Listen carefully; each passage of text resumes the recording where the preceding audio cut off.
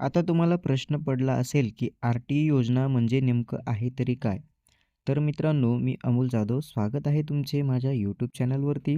मित्रांनो, जर आर-टी मार्फत तुमच्या मुलाचे किंवा मुलीचे ॲडमिशन झाले, तर शाळेमध्ये प्रवेश जर मिळाला, तर त्या खाजगी शाळेमध्ये, त्या इंग्रजी शाळेमध्ये तुमच्या मुलाला इयत्ता 1ली पासून ते 8वी पर्यंतचे शिक्षण जे आहे, ते अगदी मोफत दिलं जातं. तुम्हाला एकही रुपया भरावा लागत नाही. खाजगी इंग्रजी शाळांमध्ये आत्ताच्या कंडिशनला 60 ते 70,000 रुपये दरवर्षी फीज असते, जी तुम्हाला भरावी लागत नाही. तर ती फी जी आहे ते शासन भरते. तुमच्या मुलाला प्रवेश अगदी फ्री दिला जातो. म्हणून आहे ना ही योजना एकदम भन्नाट. या योजनेमध्ये ॲडमिशन किंवा प्रवेश घ्यायचा असेल तर काय करायला पाहिजे? आपले मूल या योजनेमध्ये बसत आहे की नाही हे आपल्याला कसे समजेल? या योजनेमध्ये ॲडमिशन घ्यायची असेल तर आपल्याला काय करायला पाहिजे? सर्व काही समजून सांगेल. चिंता करू नका. तुम्हाला याच व्हिडिओमध्ये मी सर्व माहिती देणार आहे. या व्हिडिओमध्ये या योजनेसाठी पात्रता काय लागणार आहे, वय किती असायला पाहिजे, कागदपत्रे कोणती लागणार, सर्व माहिती एकाच ठिकाणी तुम्हाला मिळणार आहे.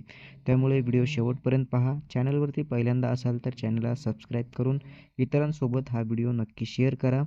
या योजनेत पात्र होण्यासाठी महाराष्ट्राचे रहिवासी असणे गरजेचे आहे. आर-टीमध्ये 2 कॅटेगरीचे पालक असतात. एक म्हणजे ओपनमधील विद्यार्थी, ज्याला आपण ई-डब्ल्यू-एसमधील विद्यार्थी म्हणू. यांच्यासाठी 1,00,000च्या आतील उत्पन्नाचा दाखला पालकांचा जर असेल, तर तुम्ही या योजनेसाठी पात्र आहात. त्यानंतर दुसऱ्या कॅटेगरीमधील पालक येतात.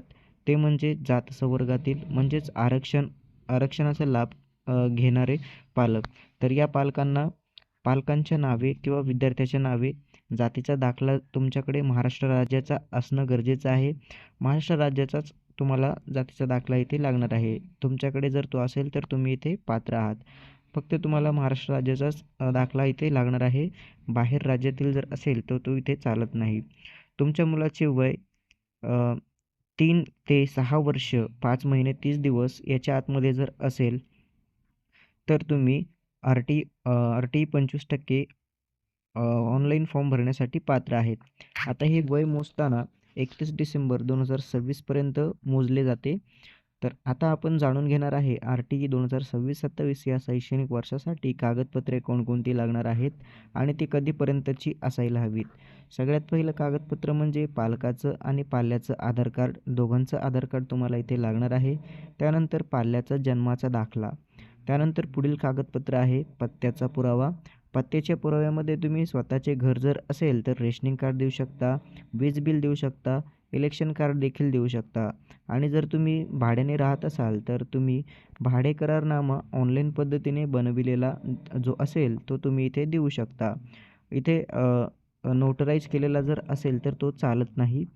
त्यानंतर आर-टीचा फॉर्म भरण्याच्या दिनांकाच्या पूर्वीचे सर्व कागदपत्रे तुमची असायला पाहिजेत.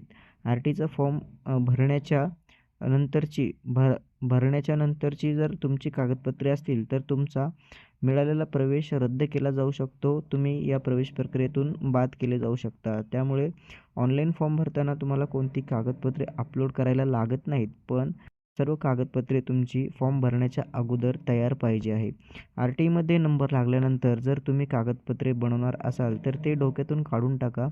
कारण की नंबर लागल्यानंतर काढलेली कागदपत्रे तुमची कोणत्याही कामात किंवा उपयोगात येणार नाहीत.